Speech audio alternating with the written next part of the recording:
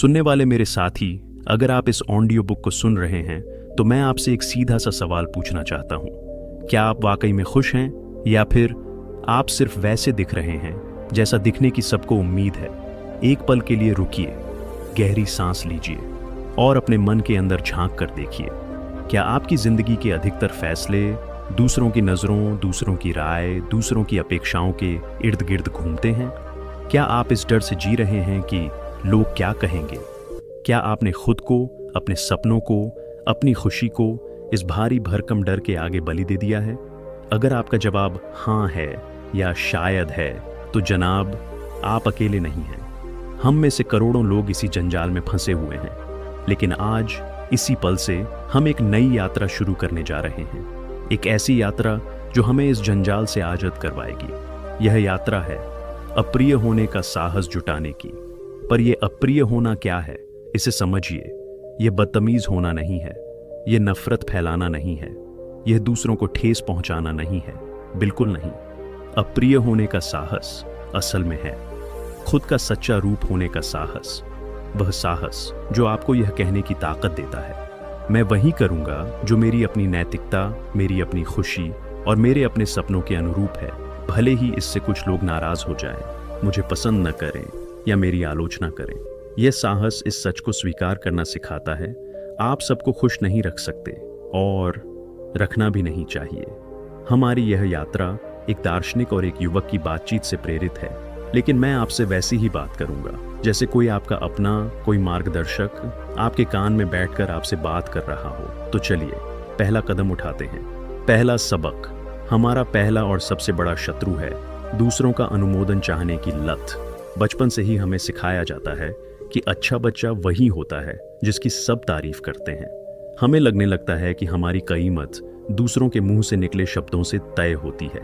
यह एक ऐसा जाल है जो धीरे धीरे हमारे आत्मविश्वास, हमारे आत्मसम्मान को खा जाता है। हम एक प्लीजर बन जाते हैं, हमेशा दूसरों को खुश रखने की कोशिश में लगे रहने वाला, और इस प्रक्रिया में हम खुद को, अपनी पहचान को भूलने लगते हैं। लेकिन आज हम इस चक्र को तोड़ेंगे। इसके लिए पहली कुंजी है कार्य कारण की थ्योरी को, जिसे हम कारणवाद कहते हैं, को समझना और उससे मुक्त होना।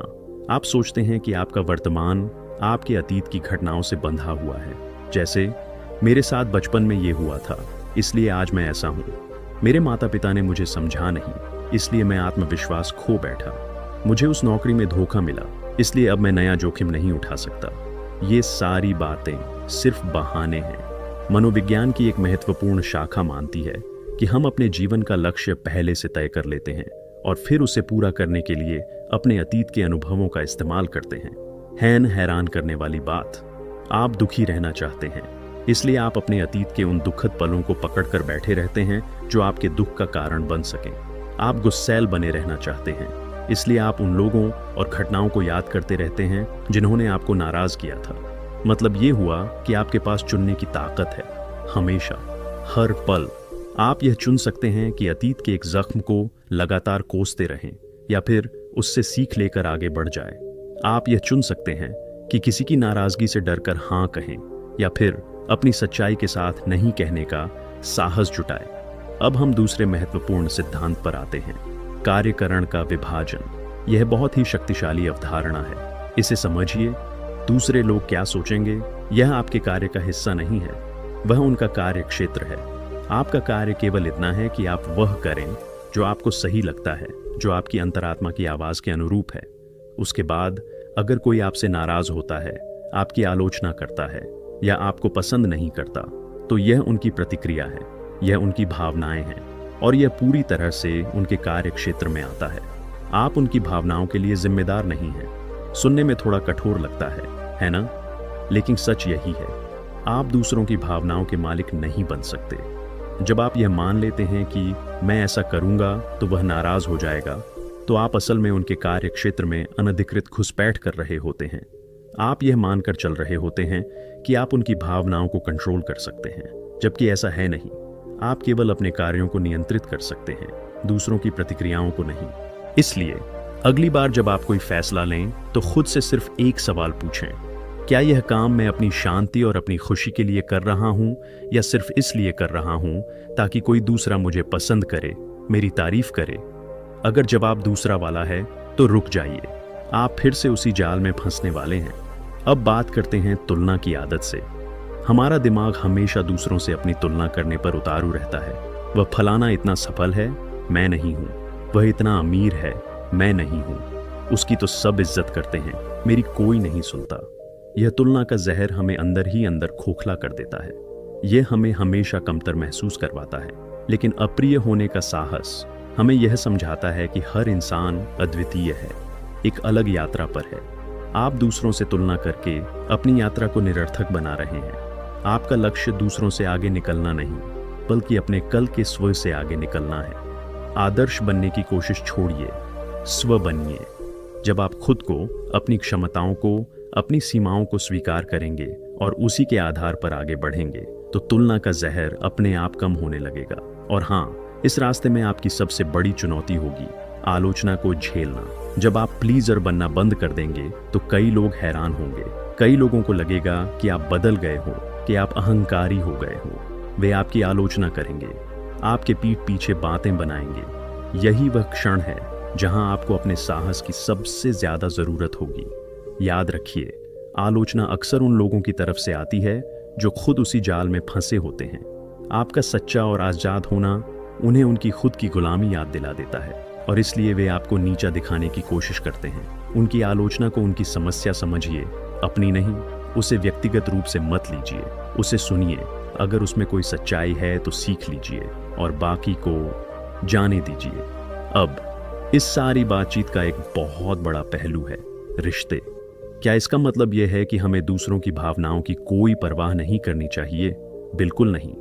परवाह करना और उनकी भावनाओं के लिए जिम्मेदार होना दो अलग बातें हैं। आप अपने पार्टनर, अपने बच्चों, अपने दोस्तों से प्यार कर सकते हैं, उनकी देखभाल कर सकते हैं, लेकिन उनकी खुशी के लिए पूरी तरह से जिम्मेदार नहीं हो सकते। एक स्वस्थ रिश्ता वही है जहां दोनों लोग अपनी अपनी इंडिविजुअलिटी, अपनी अलग पहचान बनाए रखते हुए एक दूसरे का सम्मान करते हैं। यह एक दूसरे को नियंत्रित करने की जगह एक दूसरे की आज़ादी का जश्न मनाने जैसा है। तो कैसे शुरुआत करें? छोटे छोटे कदमों से।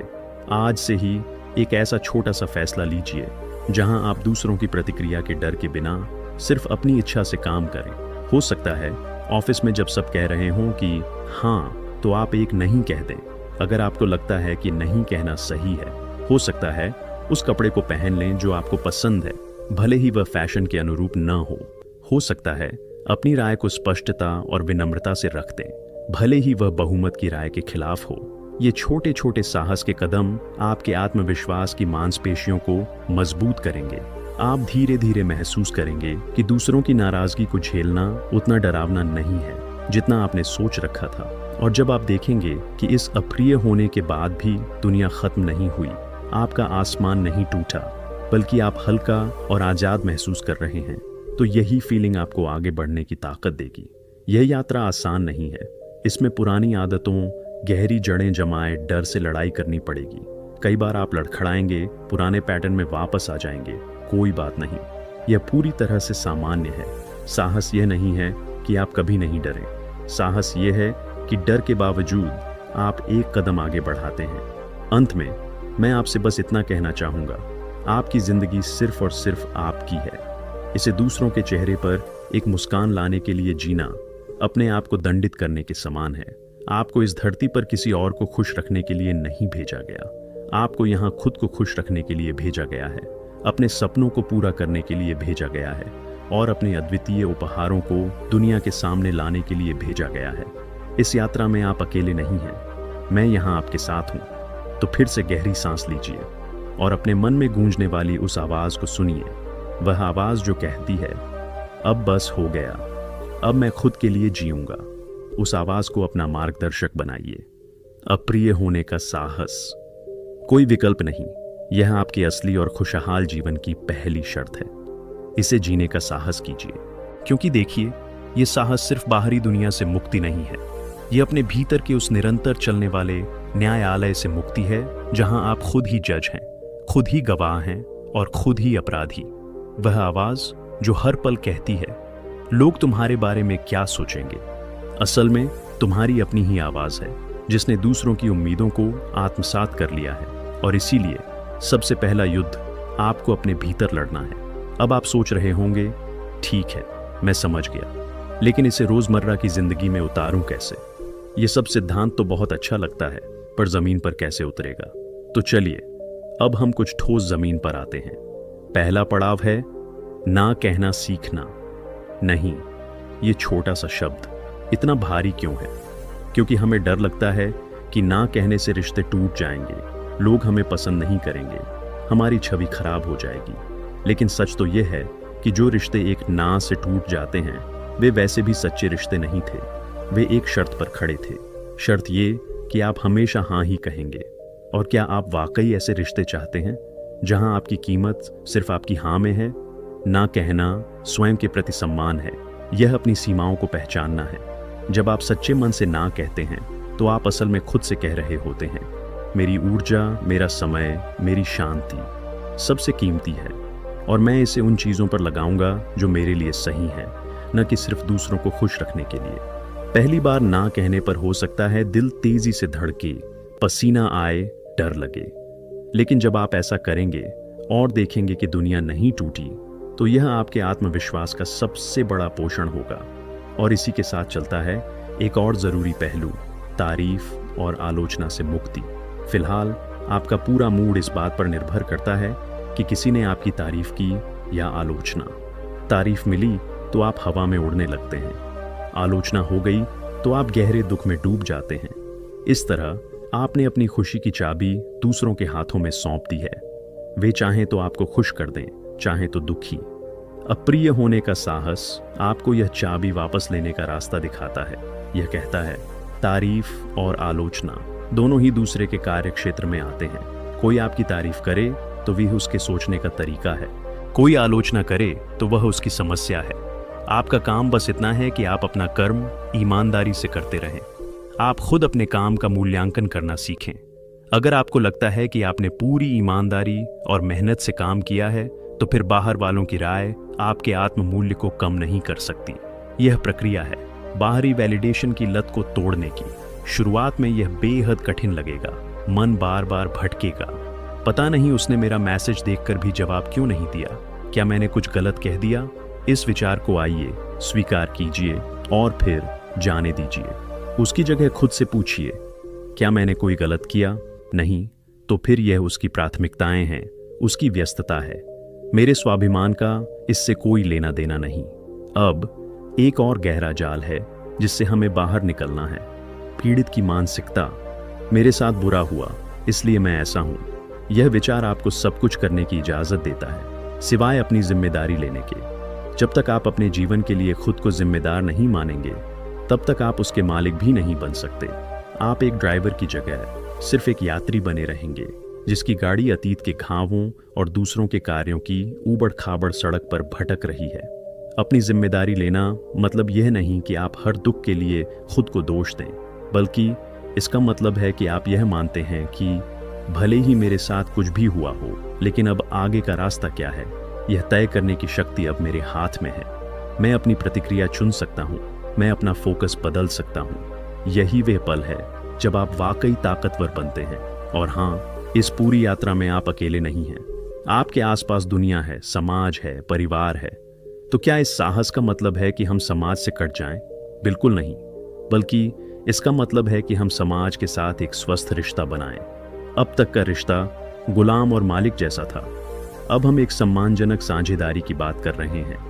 हम समाज का हिस्सा हैं, उसकी अच्छाइयों को ग्रहण करते हैं, लेकिन उसकी बुराइयों, उसके दबावों को अंधाधुंध स्वीकार नहीं करते। हम चुनते हैं, हम फिल्टर करते हैं। तो चलिए आज इसी पल से एक छोटी सी शुरुआत करते हैं। अगले 24 घंटों में एक ऐसा काम करने का वादा कीजिए जो आप हमेशा से करना चाहते थे, लेकिन सिर्फ इस डर से नहीं कर पा रहे थे कि लोग क्या कहेंगे। हो सकता है वह अपनी पसंद का गाना गाना हो, बिना यह सोचे कि आवाज़ अच्छी है या नहीं। हो सकता है अकेले में चाय पीते हुए, बिना फोन देखे, सिर्फ अपने विचारों के साथ बैठना हो सकता है किसी से मदद मांगना हो, यह स्वीकार करना हो कि आप सब कुछ नहीं जानते। ये छोटा सा कदम एक विशाल यात्रा की शुरुआत होगी। यह आपके भीतर के उस साहसी इंसान को जगाने का पहला संकेत होगा जो हमेशा से वहां था, बस दबा हुआ था। उसे जगाइए, उसे सांस लेने दीजिए, क्योंकि आपकी जिंदगी आपकी अपनी कृति है और एक सच्ची कृति हमेशा कुछ लोगों को अप्रिय ही लगती है और यही तो उसकी सच्चाई की पहचान है।